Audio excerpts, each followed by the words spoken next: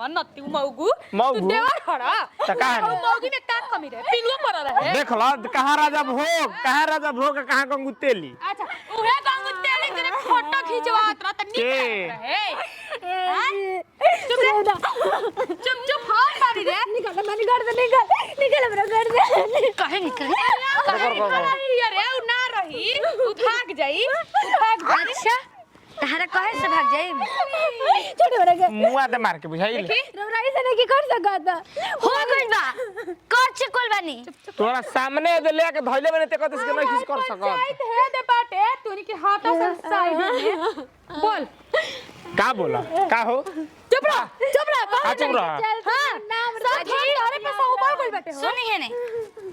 चले घर में चुपचाप आ जौन तार लोग मीटिंग करे के बनू तू लोग कर। हां कर ले 11 में हमरो हिस्सा बा हिस्सा।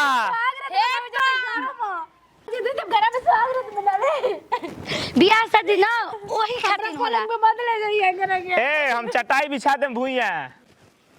का बुझाता है। कोनो तारा मजाक लागत काटे हां तू मजाक करत हो जिंदगी उजाड़ गइल हां रोज कर दीदी हमें ना भी लगे के अरे चुप रह रे इतना बड़ा धोखा दे अरे उड़ाई ढड़ाई उड़ाई बिया लेके भाग जाई फिर करो के काहे चिंता करत पड़ी सुन गोवा के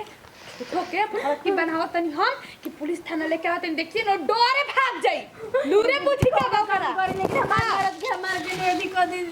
हम नहीं के दे सकत ओकरा जोरे हम अपन जान सुमन चल लिया सा घर में फंस लगा के ना रे दादा मोर भी कहे रे हम नहीं बन जतो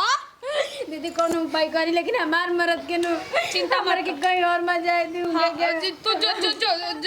घर में जो घर में जो हम अभी खेला करे के बताओ तनी बतावा हो है बेटवा के मन के बिगड़ल कैसे आदमी होखेला जो ना देखे के दिन सात पूता को दिखा देला हमारे घर में लेके जा दौलत